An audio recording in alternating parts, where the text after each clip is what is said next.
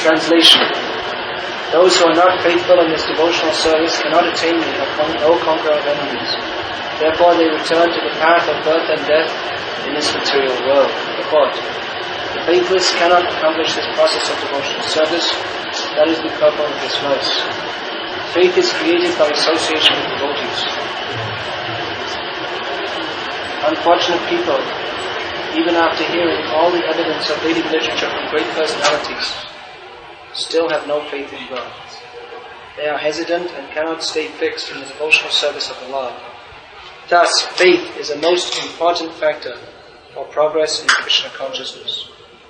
In the Chaitanya Charitamrita it is said that faith is the complete conviction that simply by serving the Supreme Lord Sri Krishna, one can achieve all perfection. That is called real faith. As stated in the Srimad Bhagavatam, Yatha Tarora Mula Nishechanena Chipyanti Tat Skandha Rucho Pashaka Prano Paharat Cha Yathendriyanam Tataiva Sarvahanam Achuteja. By giving water to the root of a tree, one satisfies its branches, twigs and leaves. And by supplying food to the stomach, one satisfies all the senses of the body. Similarly, by engaging in the transcendental service of the Supreme Lord, one automatically satisfies all the demigods and all other living entities. Therefore, after reading Bhagavad Gita, one should promptly come to the conclusion of Bhagavad Gita. One should give up all other engagements and adopt the service of the Supreme Lord Krishna, the personality of Godhead. If one is convinced of this philosophy of life, that is faith. Now the development of that faith is the process of Krishna consciousness. There are 3 divisions of Krishna conscious men. In the 3rd class are those who have no faith. Even if they are officially engaged in devotional service, they cannot achieve the highest perfection stage. Most probably they will slip after some time. They may become engaged, but because they haven't complete conviction and faith, it is very difficult for them to continue in Krishna consciousness. We have practical experience in discharging our missionary activity, that some people come and apply themselves to Krishna consciousness with some hidden motive, and as soon as they are economically a little well situated, they give up this process and take to their old ways again. It is only by faith that one can advance in Krishna consciousness. As far as the development of faith is concerned, one who is well versed in the literatures of devotional service and has attained the stage of firm faith is called a first-class person in Krishna consciousness. And in the 2nd class are those who are not very advanced in understanding the devotional scriptures, but who automatically have firm faith that Krishna Bhakti or service to Krishna is the best course, and so in good faith have taken it up. Thus they are superior to the 3rd class, who have neither perfect knowledge of the scriptures nor good faith, but by association and simplicity are trying to follow. The 3rd class person in Krishna consciousness may fall down, but when one is in the 2nd class he does not fall down, and for the 1st class person in Krishna consciousness there is no chance of falling down. One in the 1st class will surely make progress and achieve the result at the end. As far as the 3rd class person in Krishna consciousness is concerned, although he has faith in the conviction that devotional service to Krishna is very good, he has not yet gained adequate knowledge of Krishna through the scriptures like Srimad Bhagavatam and Bhagavad Gita. Sometimes these 3rd class persons in Krishna consciousness have some tendency towards Karma Yoga and Jnana Yoga, and sometimes they are disturbed.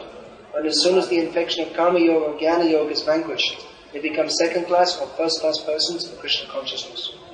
Faith in Krishna is also divided into 3 stages and described in Srimad Bhagavatam.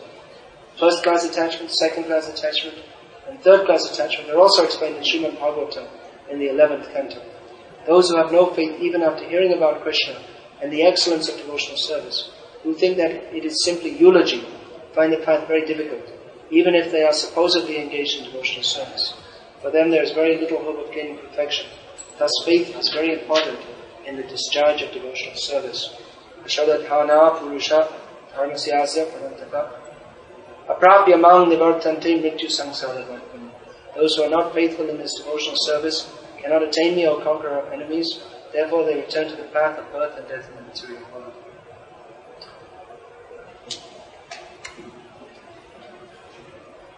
In this verse of Bhagavad Gita, Lord Krishna is talking about a very basic point: faith. Now, this faith in God, for most people, is a very natural thing.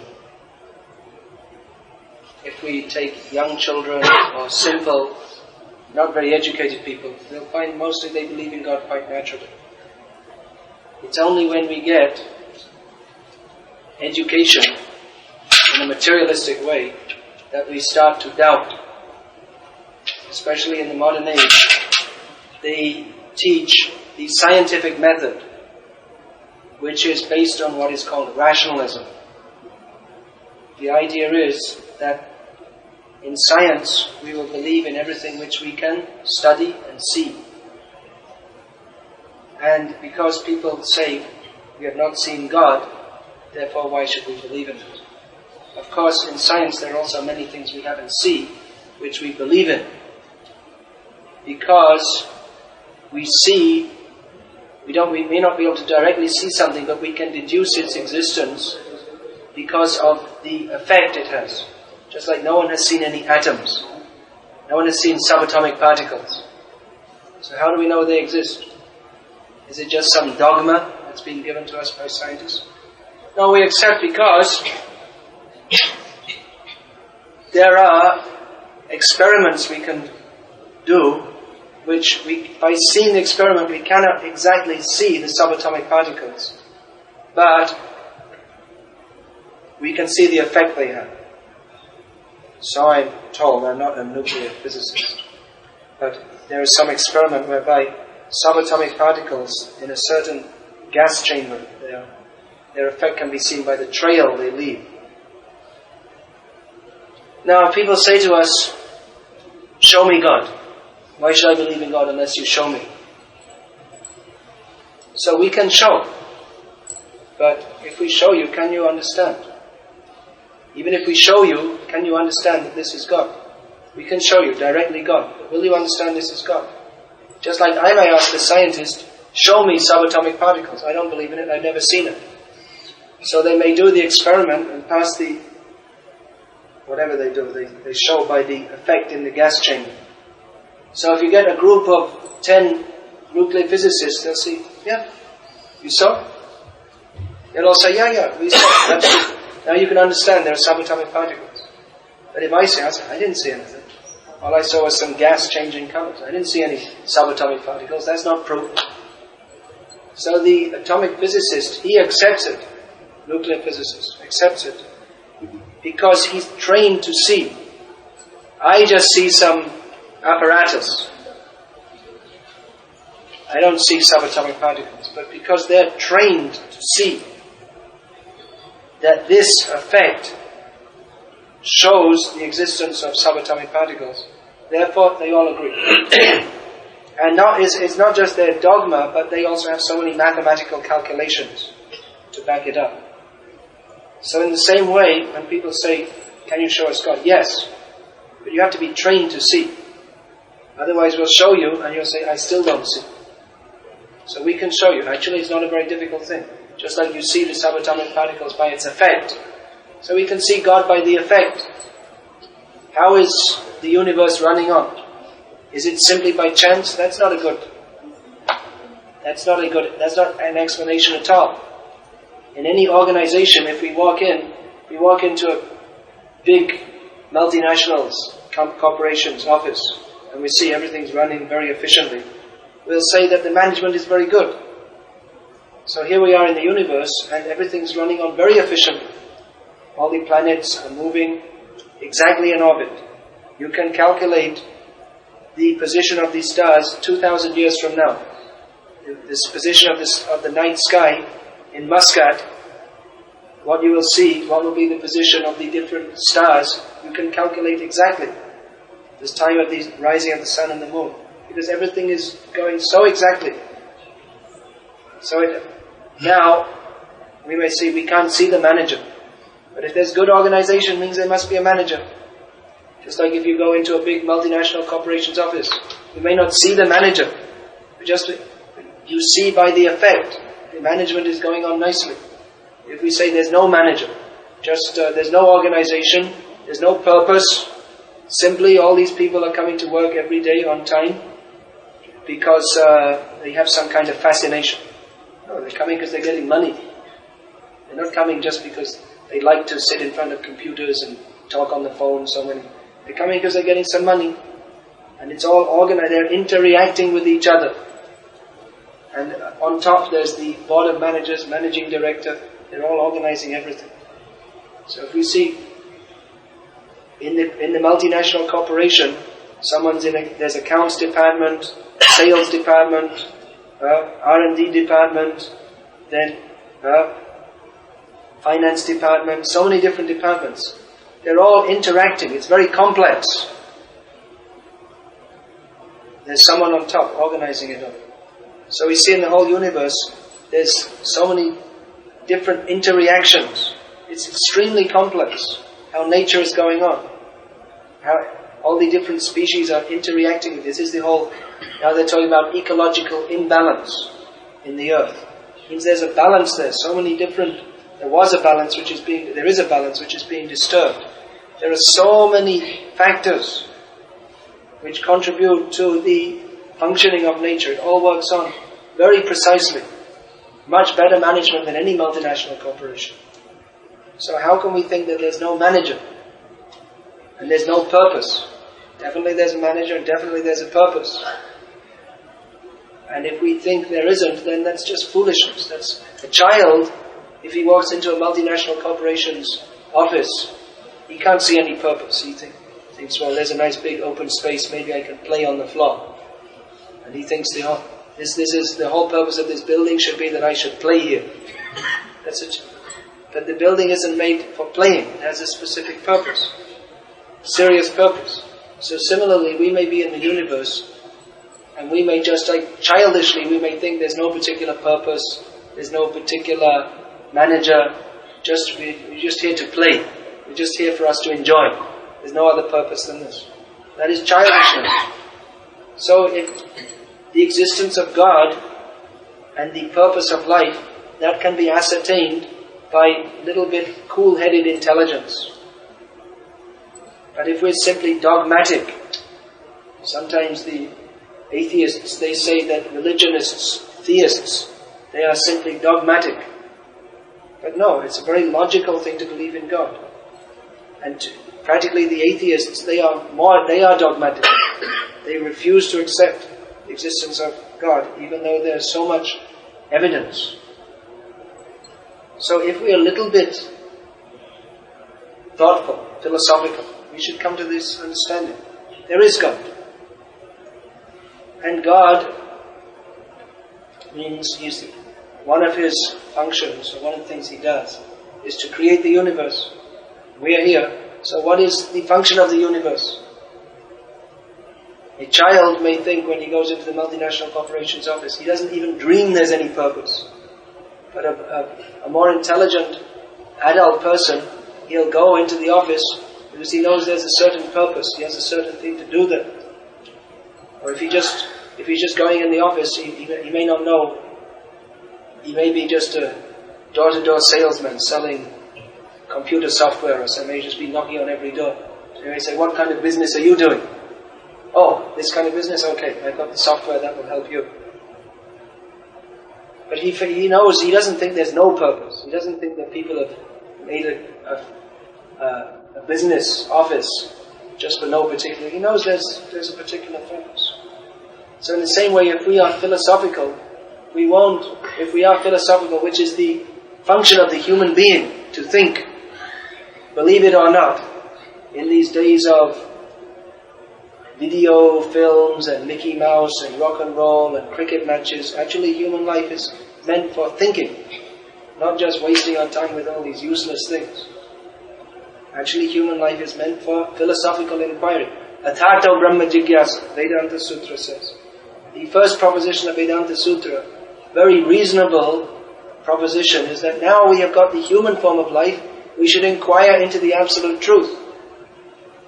We understand from Shastra there are 84 lakh species of life, including dogs, cats, monkeys, camels, giraffes, chimpanzees, worms in stool, germs, demigods, demons, so many different species. But the human life is especially meant for inquiring into the absolute truth. Who am I? Where have I come from? What happens after death? Why is the universe going on? Who is God? What is my relationship with Him? Human life is meant for this. This is what distinguishes us from the animals. The animals, they are interested in where is food, where is shelter, where is sex, how can we sleep nicely, how can we have a nice home. This is the business of the animals. So what distinguishes the human being from the animals?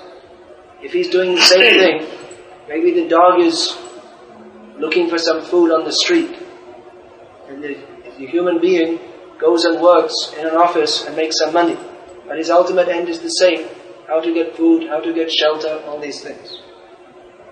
So if a human being, he may think himself very sophisticated because he's living on the 25th story of a plush apartment block. But if his business is only the same as the dogs, right? Food, ahara nidra bhaya maitunamcha, samanyamaitat pashabhyanarana. Humans and animals, they have these four things in common: eating, sleeping, fearing, and sexual activity. So if a human being, if he doesn't have anything more than this to his life, he may think, well, I'm very sophisticated, I have pant and shirt, I have a PhD. So I'm very sophisticated, I make a lot of money, and I drive a Mercedes-Benz car.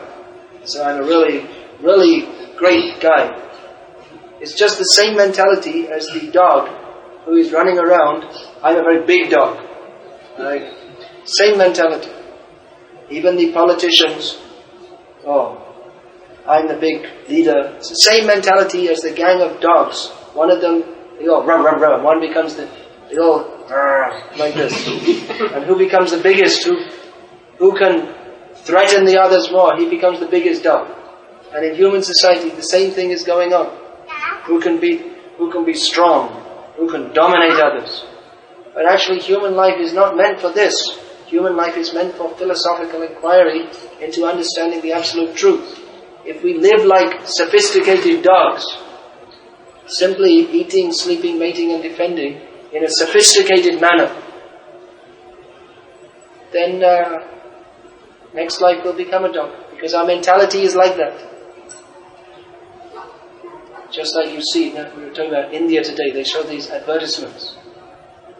They show this, smoke a cigarette, what do they say, for the gentle people or something like that? For the sophisticated. You're supposed to be sophisticated if you smoke some expensive cigarette. And that's supposed to be very high class. And this is all nonsense. How by smoking some poisonous weed do you become sophisticated? I don't understand. They think instead, for the poor people, they drink deshi liquor, this hooch. But when you're very sophisticated, then you drink imported Scotch whiskey. And that means you're really high class. But the same effect is there. Whether you pay 300 rupees for a bottle or 30 rupees, the same effect. You get sloshed and you talk all nonsense and urinate everywhere. This is what people do when they get drunk. And we get plenty of sinful reactions. So what is high class about this? Really high class means to inquire into the absolute truth. That is the purpose of human life. We get this human life only after coming through many, many species. It is a very rare opportunity to get human life. So that human life is meant to be used for inquiring about God. Unfortunately, in the modern age, the whole atmosphere is filled with faithlessness. The most simple thing to understand, that there is God and our relationship with Him is the most important thing. Isn't it? Is it or is it not? When we say yes, we know that. Yeah. Yes. Then we know, yes. That means we don't have this faith that we're thinking is being talked about. This is the actual point of human life, to understand God. Otherwise, what's the point of being a human being? If we're simply trying to enjoy our senses, then better not to be a human being. Better we get the body of a dog. Because a dog, he doesn't have to work in an office all day just to get some money to enjoy his senses. He just sleeps and then he gets up and looks for some food and fights a little bit, looks for a mate. He doesn't have to go through so much trouble. If we like to simply eat all kinds of abominable foods, then why be a human being? Better be a pig. You have more facility. You can go on eating all day. A human being can only eat so much, and if he eats more he gets indigestion. But for the hog There's no question of indigestion. You can eat all day. Why bother being a human being? So out of God's mercy, if we want simply to enjoy sense gratification, then God gives us the opportunity. Here, become a pig, become a monkey, become a dog. Why bother all this business, working hard in the office? Enjoy to your full extent. But human life is meant for something better than living as than sophisticated animals. Intellectual animalism. Human life is meant for this inquiry into the absolute truth, for understanding God. So, especially in the modern age, this atmosphere is very strongly faithless. There is very strong propaganda in human society. Eat, sleep, drink, be merry and enjoy, for tomorrow we shall all be dead. Then when we're dead, what does it matter? When you're dead, everything is finished. There's no life after death, there's no soul. Everything is simply finished. So why bother with all this God business? Be here now, enjoy life while you can. And what does it matter? There's no God, there's no karma. So this philosophy, even from the social or moral point of view, this has created chaos. Because people, they have no feeling of social responsibility. That's why we find in the Western countries, there are so many social problems.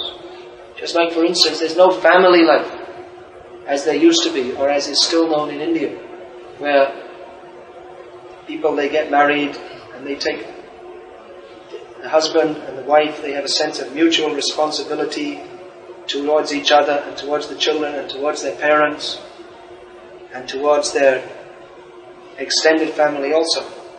But in the Western countries, because they think that the only purpose of life is to enjoy the senses. Therefore, marriage is simply based on sexual attraction, as is predicted in Bhagavatam, that in Kali Yuga,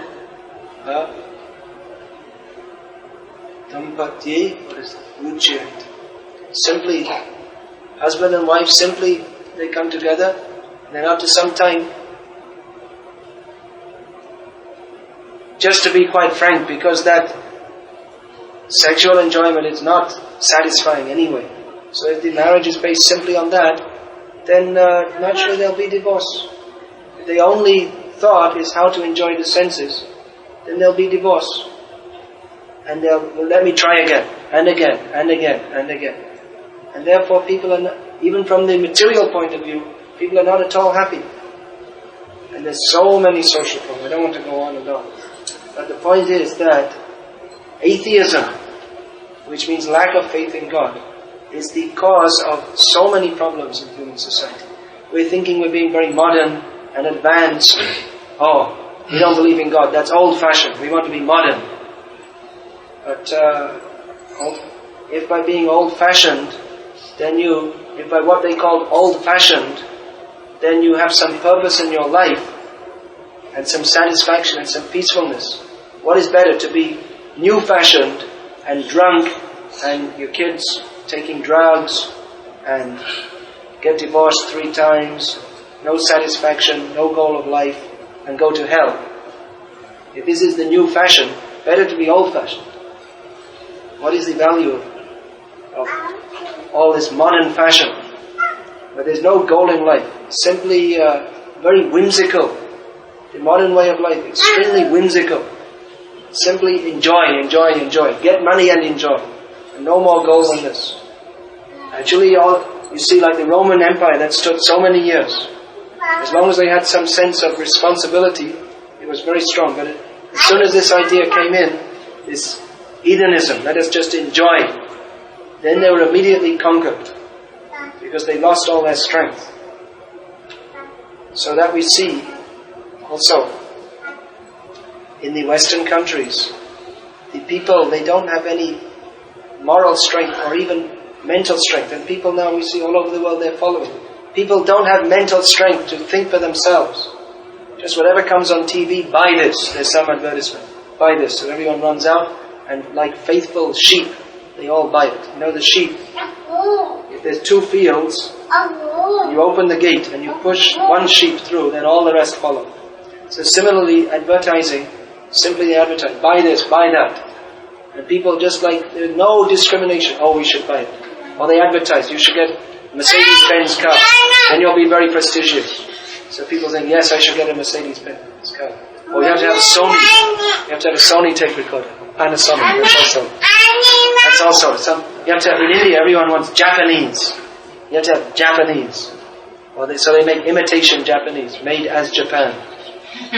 or they change the name, one letter they change. They want, because they're simply thinking, they're simply indoctrinated that you have to follow. You just simply blindly follow. So people have lost all sense of discrimination.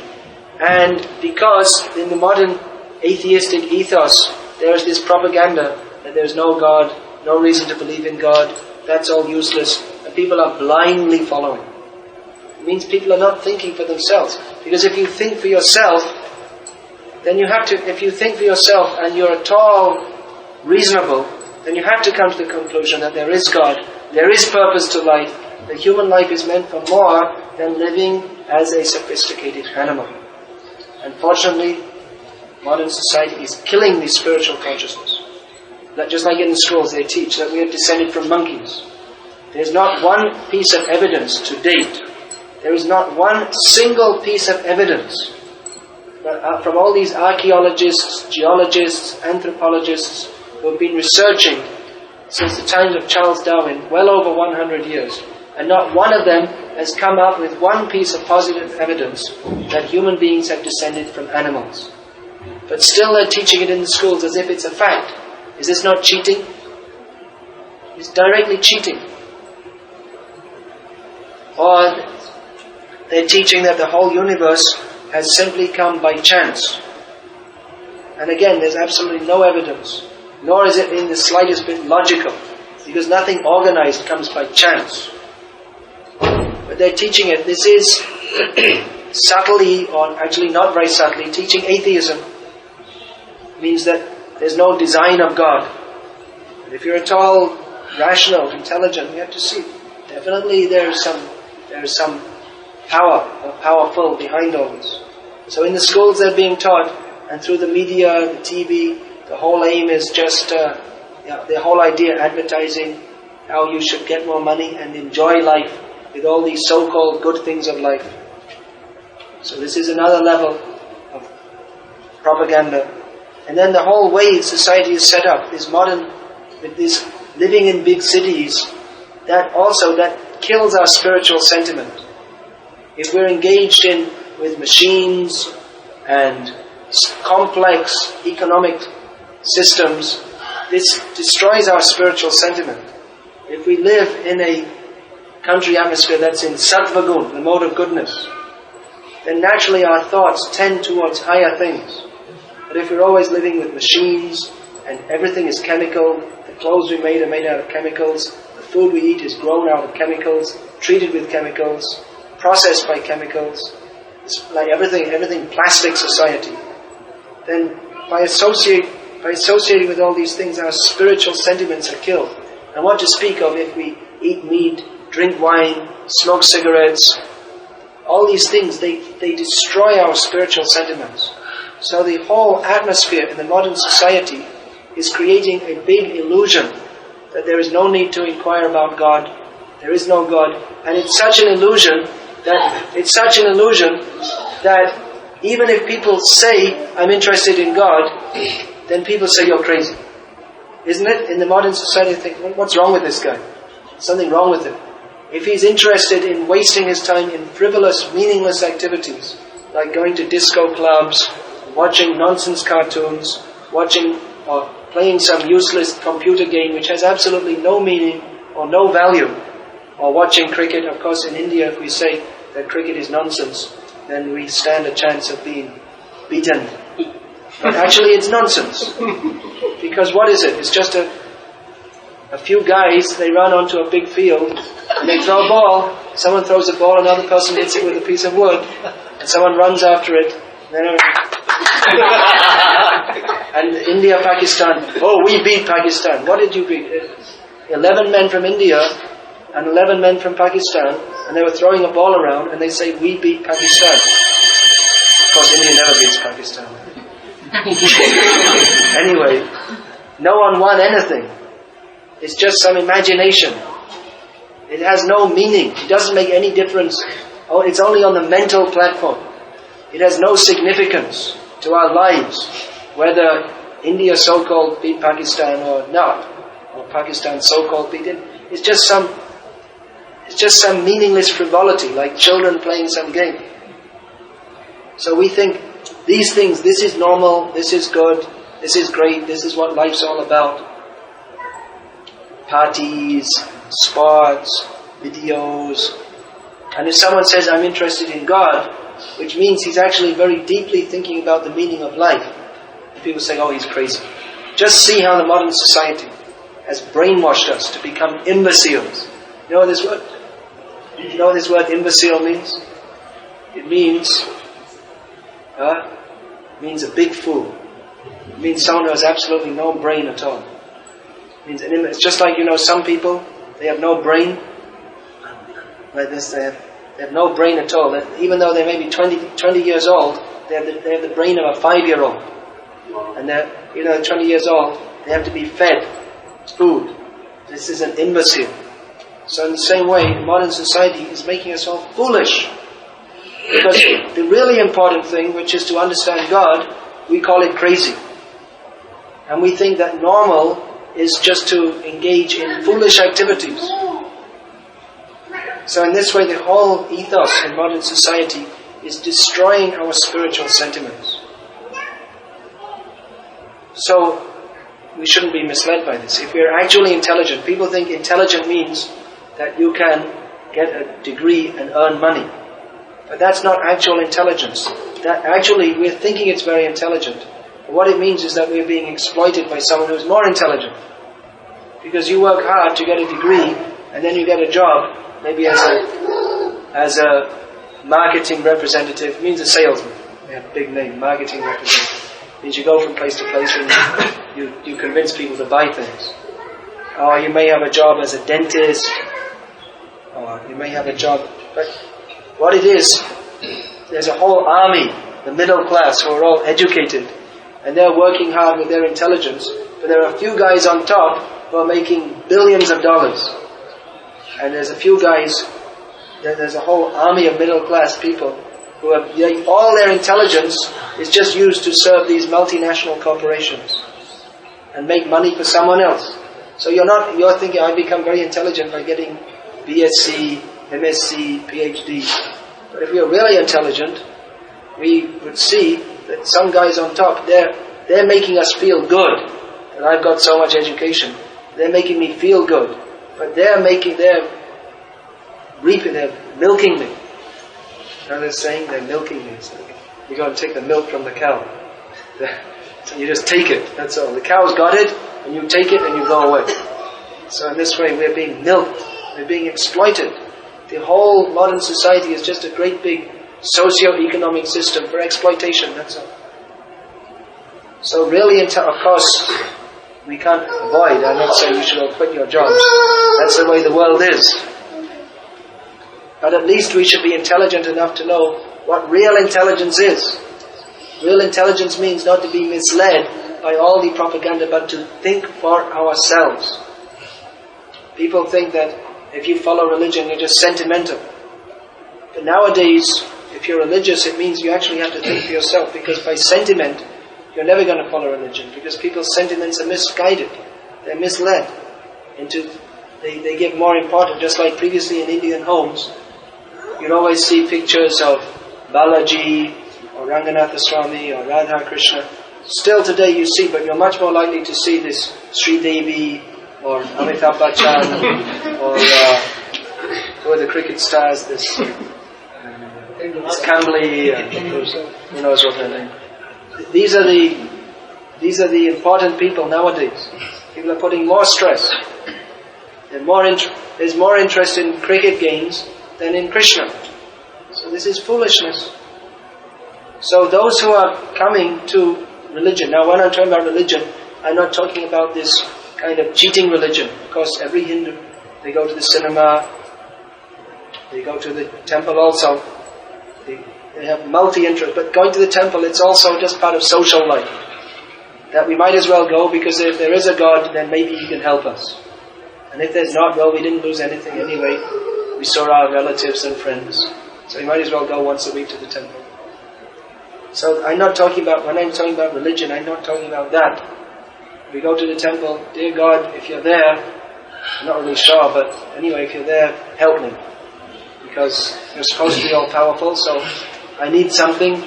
So please give me more money and a better car. And that guy, he's calling me bad names, finish him off. This way we go to God. But that's not actually religion. Religion means a serious inquiry into understanding the absolute truth. Who am I? Why are we suffering? Why do we have to grow old and die? We have to grow old and die. Right? When you're young, you never think. Everyone thinks, I will live forever, especially when we're young. Gradually as we get older, we feel there's some pain in my neck and can't digest my food properly, and we get some idea. But always we think, it'll come later, it'll come later, it'll come later. But eventually it comes. So real religion means to think philosophically. Why is this happening? What is the reason? What is the real business in serving God? So this, when one has such an inquiry, then he should approach a guru. Nowadays people, they approach a guru just as a matter of fashion or formality. But really one should approach a guru when he wants to understand God. And then he can learn the science of God. That is called Bhagavat Tattva Vigyan. Knowledge of God is also a science. It's not a sentiment. There are so many books of spiritual knowledge. The Vedic Shastras, so many books. It's not just all sentimental stories. But there's, just like here, we see in Bhagavad Gita. What is the next verse? Here in Bhagavad Gita. Mayatatamidang sarvang jagada vyaktam murtinamatstani sarva bhutani nachaham te svavastita. Krishna says, by me and my unmanifested form, this entire universe is pervaded. All beings are in me, but I am not in them. So it's not such an easy thing to understand. It needs explanation. What is the nature of God? God is everywhere. Still He has His personal form. Every living being is in God. Still He's separate from them. It's not such an easy thing to understand God. It's a great science to understand. So to understand that science, we have to approach a guru.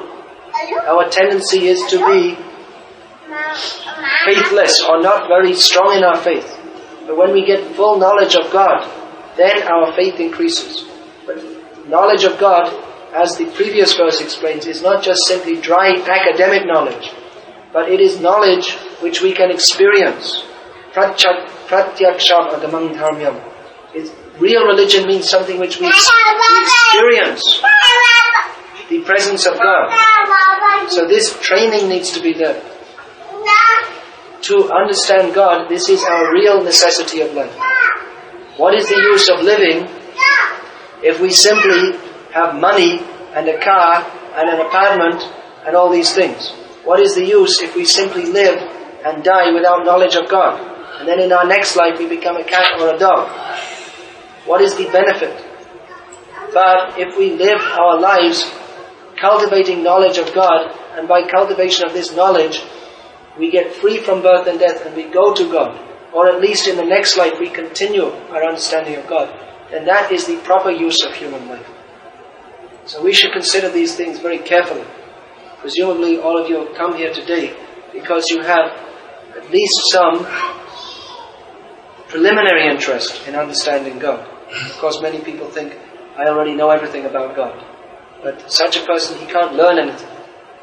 People who think, I already know everything, and how can you learn anything? So many people think, I know everything. They don't know anything.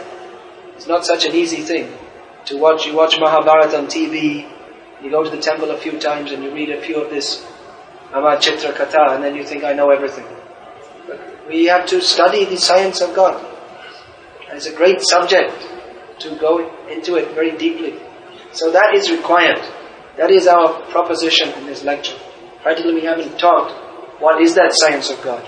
But practically I've talked about the necessity for understanding God is essential for every human being. If not, he is wasting his life. And how to understand? That we have to come to Bhagavad Gita.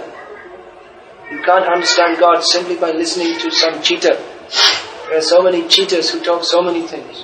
But we have to understand. How do we understand God? We have to understand God from Shastra, especially Bhagavad Gita. Bhagavad Gita means that which is spoken by God to explain Himself. And Bhagavad Gita is explained by those who understand God. We have to hear Bhagavad Gita from those who understand God. There are many people who actually they're not interested in understanding God, but they explain Bhagavad Gita as a matter of passion.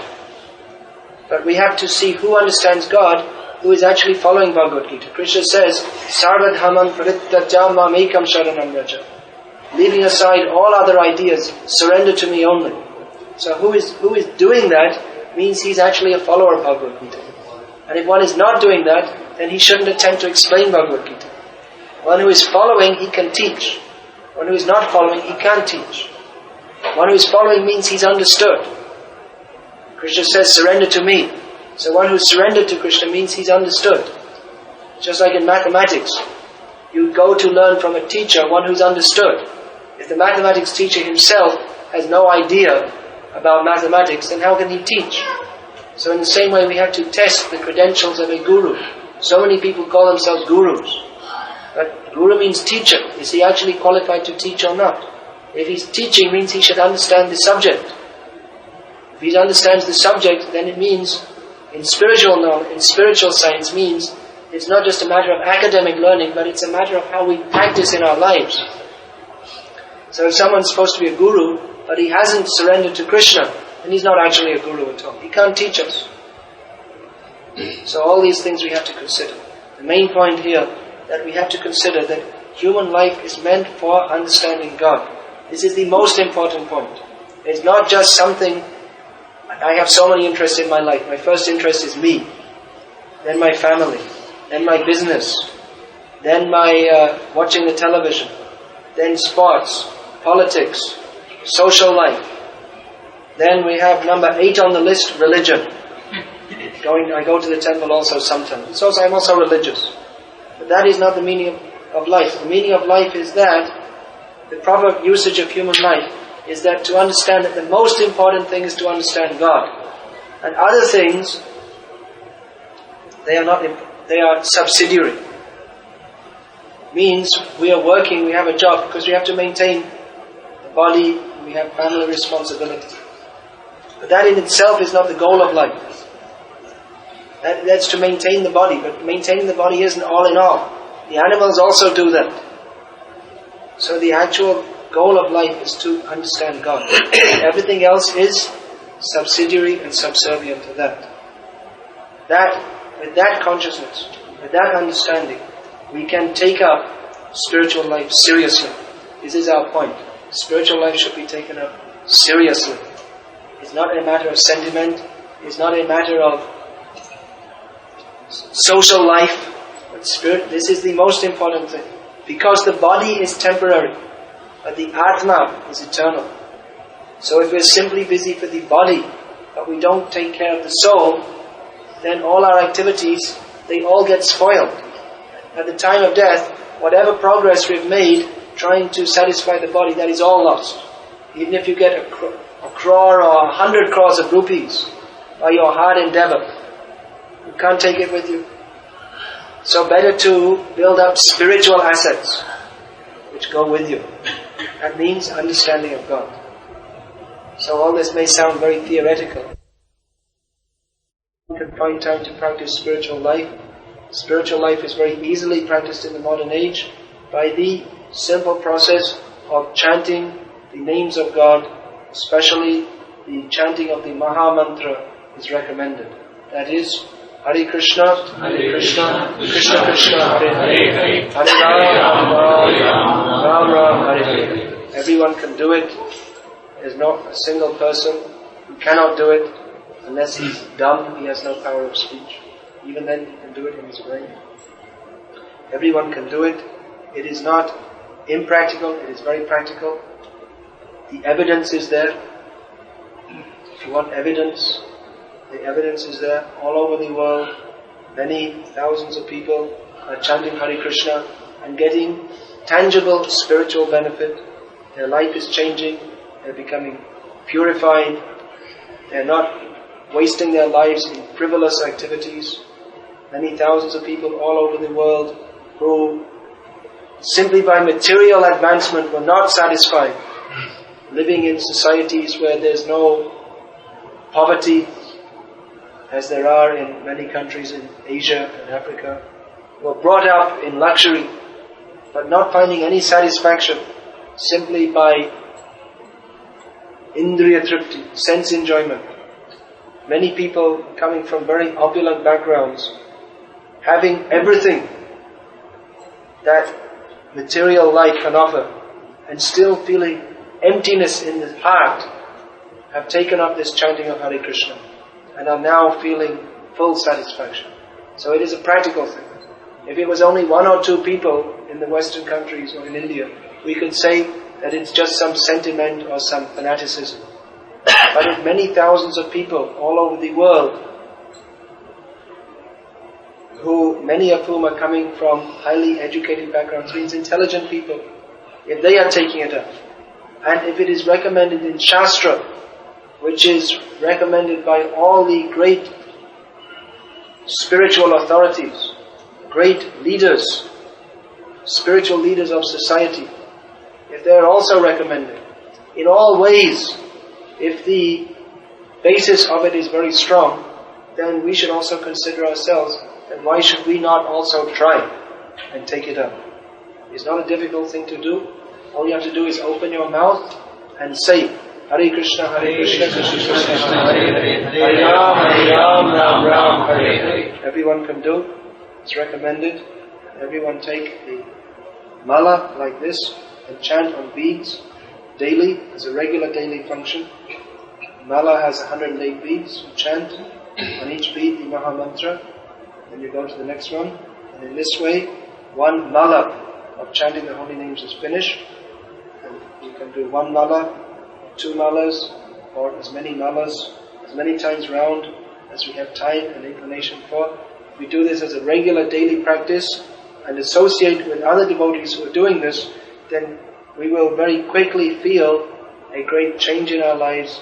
We will feel the presence of God not simply as a theory, but as a tangible, realized experience. We will find satisfaction in our heart that we cannot get from any amount of material endeavor. So this is necessary. Modern society is emphasizing one-sided, only material life. But a human being, he has the material body which needs looking after, but he has his spiritual necessity also. Simply to fulfill our material necessity, food, clothing, shelter, family life, that is only for the satisfaction of the material side. But we are not simply material beings. We are spiritual beings. So we have our spiritual needs also. If we don't fulfill our spiritual needs, if we only fulfill the material needs, then we remain very one-sided and unbalanced and dissatisfied. So we're not saying not to fulfill our material needs, but unless we fulfill our spiritual needs, then we'll always remain dissatisfied. So therefore we request everyone to fulfill our spiritual need by this very easy, very practical process of chanting the holy names of God. Hare Krishna. And in this way, progressing on the path of understanding Krishna, increasing our faith in Krishna, understanding who is Krishna, the Supreme Personality of Godhead. And in this way, making our lives successful in every way. Hare Krishna. Hare Krishna. Is there any question anyone has?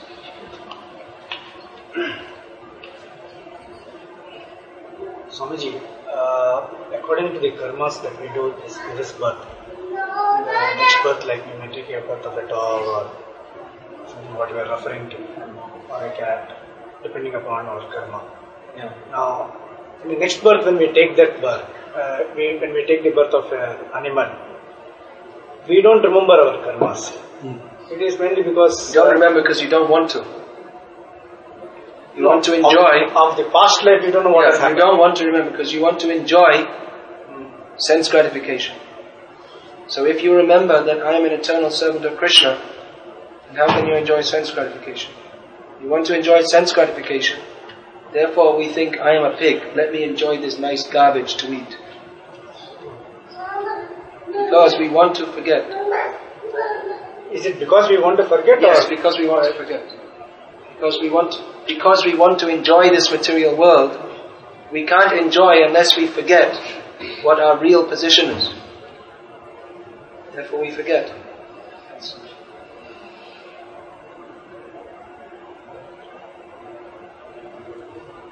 We want to enjoy eating all day.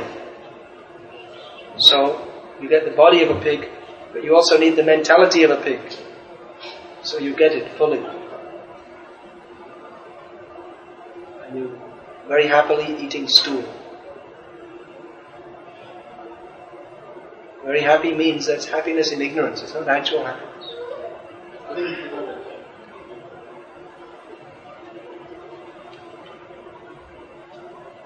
If we want to forget Krishna, Krishna will give us all facility to forget Him. If we want to remember Krishna, Krishna will give us all facility to remember Him. Atasmate jnanam apohanam cha. When Krishna comes, remembrance, forgetfulness and knowledge. So what do we want? Now in the human life, we again have the chance to choose. So what do we want? We want to choose Krishna or we want to choose to become a pig? We should choose. We have the facility to choose. Well, that's fine, but if someone wants to, it's not possible for anyone to remember what karmas he has done in the past, isn't it? It is possible, generally we forget. Generally we forget. Then you learn by hearing. Forgetfulness, that is natural, because we have limited ability to remember. Just like, can you remember what you were doing at this time 3 days ago? You may remember, but you have maybe not. You have to think. And if I ask you what you were doing 30 days ago, can you remember? Practically not possible. Can you remember what you were doing when you were 3 years old? You can't remember. Practically nothing. We don't remember anything up until about the age of 4 or 5. Then we only have little memory. So, lack of memory, that is symptom of a conditioned soul or a limited soul. Our nature as living beings is that we have limited ability to remember and know things. Just like in Bhagavad Gita, Arjuna asks Krishna. Krishna told him, I spoke this knowledge to Vivasvan, the sun god. Then Arjuna asked Krishna, how did you instruct Vivasvan? Because you're just the same age as me. And Vivasvan, I never saw you. I've been with you. I know what you've done all your life. I never saw you instruct Vivasvan. He's much older than you. Krishna said, many births I have had, and you have had also. I can remember them because I'm God, but you can't. Because you are ordinary jiva, ordinary atma. So one thing is that it is our tendency to forget. Because we have limited ability to remember. That is our very nature. Another thing is that because we want to enjoy this material world, actually it's not possible to enjoy. But because we have such a tendency, therefore we become covered over by illusion.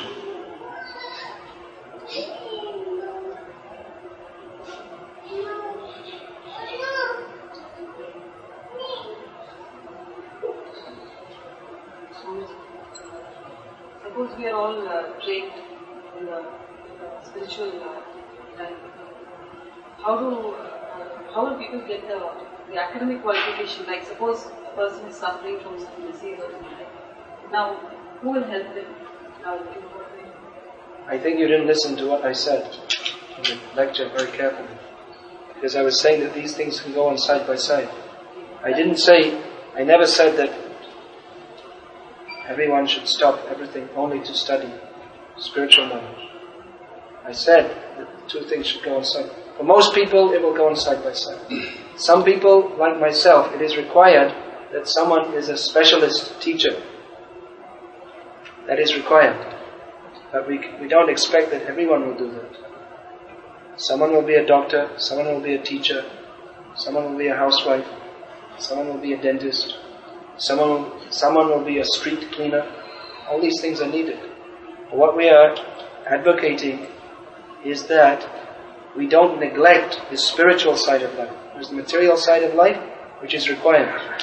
Even I'm dedicated fully to spiritual activities, but I also am eating food, I'm wearing some cloth.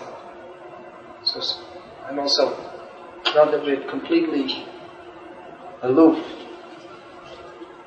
So some specialists should be there, and for everyone in general, there should be spiritual activities. We never said stop them. I'm not advocating that you stop cooking meals for your husband and just sit and chant Hare Krishna.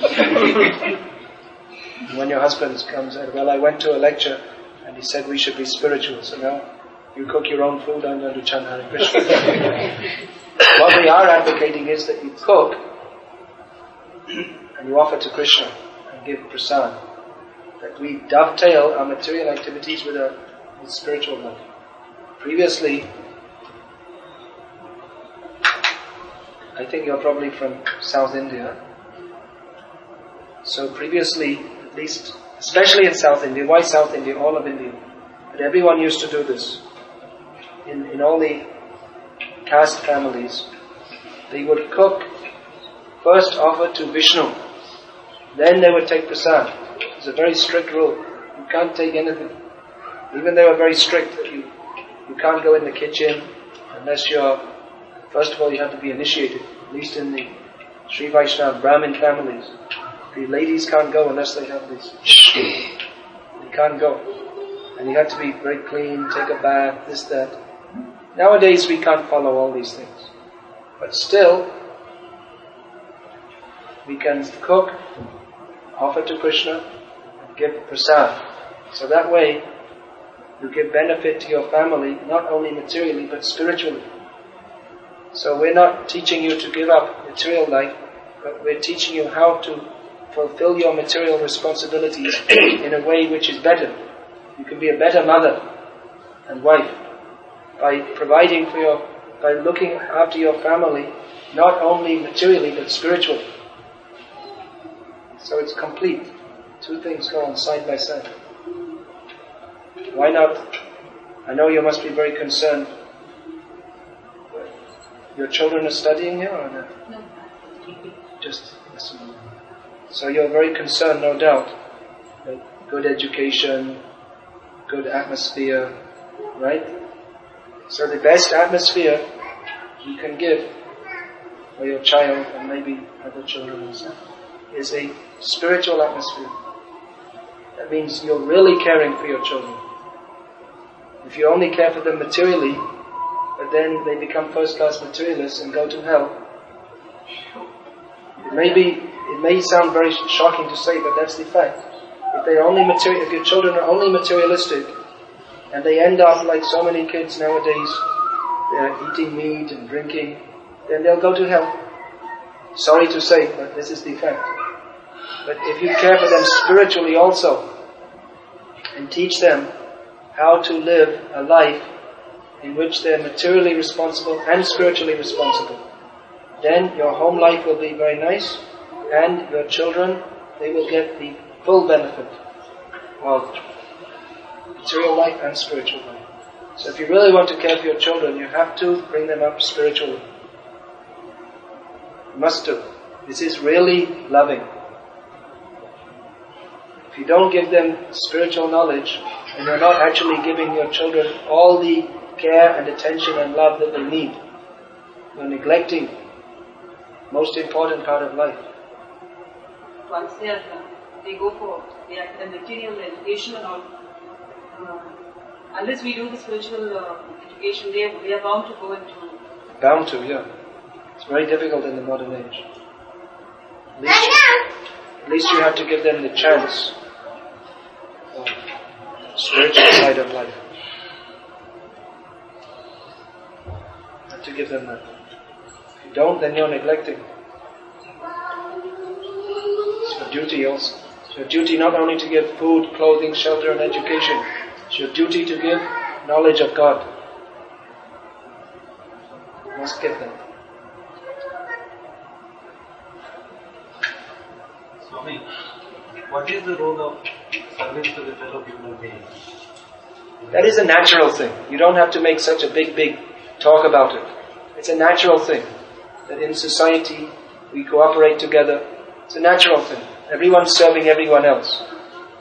In society, everyone's function is to serve someone else. So that's a natural thing. We don't have to elevate it to the status of such an elevated thing. Even the animals, they interact with each other. One animal helps another. At least in more developed species like dolphins, or what to speak dolphins, even ants. So ants and bees are very good examples. So service to man, that's just a basic principle of normal civilized life. It's not the be all and end all. Swamiji, devotion should be uninterrupted and unmotivated. That's That's the perfection of life. Yes. In the day-to-day life, what happens is sometimes we get time for chanting and we get time to chant about 5 rounds, sometimes 10 rounds. Afterwards, you try to make it at the later part of the day. It all happens. Sometimes you don't get any time for some reason or the other. In this case, it gets interrupted on and off. So, Well, the thing is not to make only our chanting our devotional service, to make all our activities. That's called karma yoga. When we're working in the world, we dedicate all the results to Vishnu. That's called karma yoga. If you want to find out in detail how to do that, you please read this book by Srila Prabhupada called Message of Godhead, which describes how people living in family life, doing some occupation, they can engage all their activities in Krishna consciousness by karma yoga. So you can arrange for this book, this Message of Godhead. We have it. Yeah, this explains how you can dovetail all your activities in Krishna consciousness.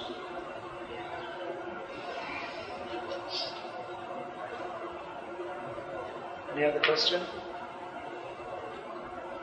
In this case, my question is it's not finished. So what happens is sometimes you get a little time for this, So can it be? I mean, it is still interrupted or it is uninterrupted? Because you still remember. It's not that you don't remember, but if you're remembering Krishna, then your devotional service is uninterrupted. It's still uninterrupted, although you don't chant or you don't still attend Mangalarti or anything. Still remembering Krishna is not such an easy thing. Therefore our sadhana is required. It's a strong dose of remembrance. Anyway, everyone has to adjust their life. In the modern age, many people have some kind of job. They have to work. This is not very good, either materially or spiritually, actually. Materially, you'll be a nervous wreck, you'll get ulcers and heart attacks. You'll never have time to see your children. You'll be all irritable. Work. That's not good even materially. And not to speak of spiritually. We need to organize our lives in such a way that we have some time for the really important thing. Making money is important, but that's just to run our life on. But if we don't have any other life except working, then what's the use of being alive?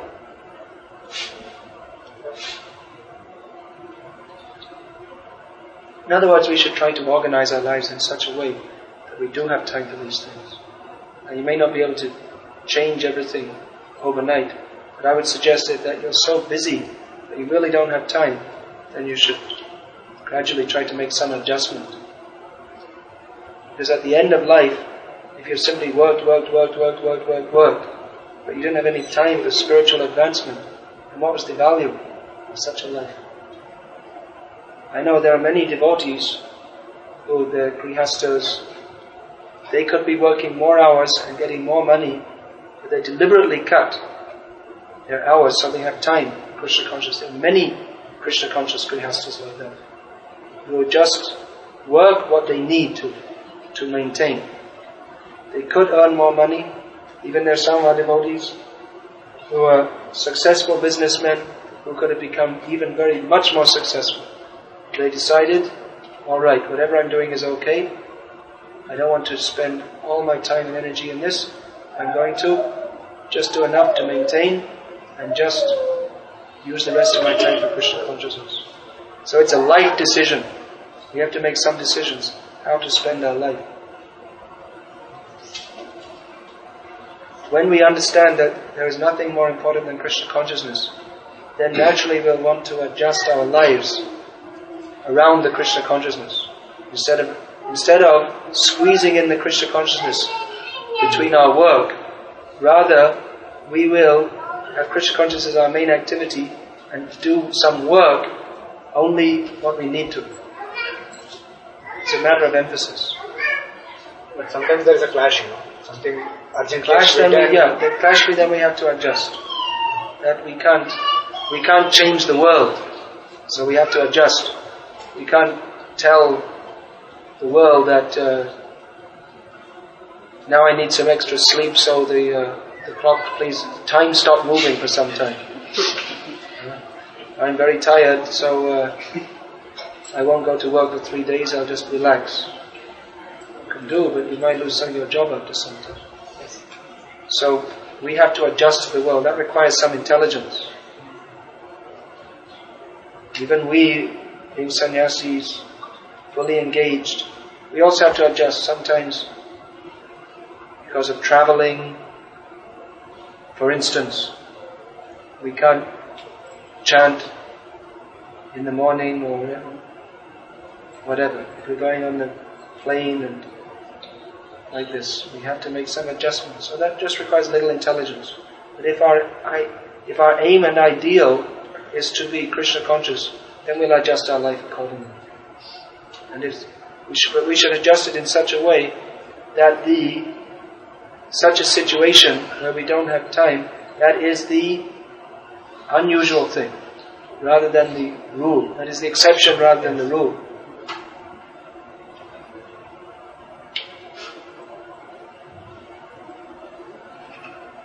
Any more questions? So, Hare Krishna. We'll finish now.